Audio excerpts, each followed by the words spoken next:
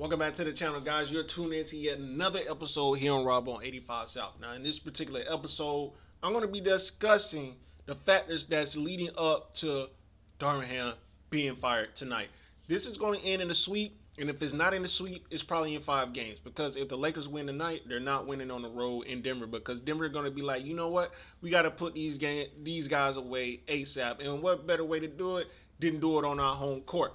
Now, with that being said, Darvin Ham, as you guys know, is one of the most incompetent head coaches in the NBA right now. And with that being said, this man said he's not making any adjustments tonight. You guys know in the playoffs, it's no longer 15, 14 players getting time.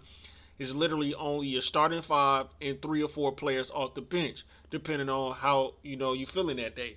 Now, with that being said, after game 1, I'm making an adjustment. Why? Because D'Angelo Russell, 0 for 6, coming out of the starting lineup. I'm not going into game 2 thinking that, you're going to come above what you did that last game and play better. I'm keeping what he didn't do last year in the Western Conference Finals against the Denver Nuggets. Jamal Murray outplayed him last year, and in game 1, they was trying to see who could play the worst for each of their teams. And Jamal Murray, at the end of the game, showed why it's levels to this. That's the lineup. That's the lineup I'm going with, man. Once again, the lineup that I'm going with is LeBron at my 1, Taurean Prince at my 2, Rui at the 3, AD at the 4, Jackson Hayes at the 5. Defensive assignments for the Los Angeles Lakers. AD guards Nikola Jokic, LeBron guards Aaron Gordon, Jackson Hayes guard Michael Porter Jr. Like I say, Michael Porter Jr. is looking strictly to shoot. He is not trying to dribble, penetrate. So you don't have to ask Jackson Hayes to guard him on the perimeter, because then that's not the Denver Nuggets game plan as well. So these are the things that you got to be thinking of as a head coach. Taurean Prince or Rui could guard however you want to do it. Jamal Murray and KCP. I would rather Rui stick with Jamal Murray. Now, you may get in foul trouble because we know when Jamal Murray sees that, he's going to try to go at him. But that's going to mess up the game plan. They have a game plan. Denver Nuggets have a game plan. If you guys haven't noticed, they have a game plan, bro. Up 15 points, up 20 points. They come back and win. So that means they have a game plan. You got to get them off that game plan. How do you do that? By defensive assignments, defensive adjustments.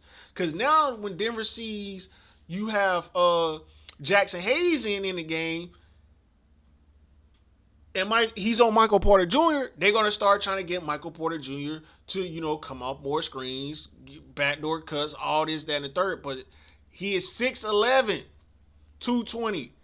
Michael Porter Jr. 6'10".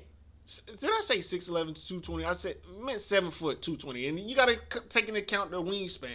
So now Michael Porter Jr. is not going to get these free shots over D'Angelo Russell and Austin Reeves and Rui Hachimura. Because you got to know, when Michael Porter Jr. goes and shoots his jump shot, he goes from 6'10" to probably like 7 foot. So, with that being said, easy adjustments for Darvin Ham, but he's not going to make them. Why? Because he's not a good head coach. And you guys got to understand this. The Lakers are a terrible organization. They're one of the Lakers are literally riding the coattails of Dr. Bus right now. And they're riding the history and the nostalgia of what the Los Angeles Lakers and Staples Arena was. And they've been milking that 2020 championship. And I'm starting to come to the realization, I'm going to say that it was a fluke. That 2020 season was a fluke. And it's an asterisk by that championship. And now I don't need to see anything else besides them coming back down, winning 4 straight games from here on out. Then I say, you know what? Maybe it wasn't a fluke. But right now as it stands, the Los Angeles Lakers in Darvin Ham time after tonight, I hope they get blown out. I hope the Lakers get blown out. I hope they go up by 30 points and get blown out by 50.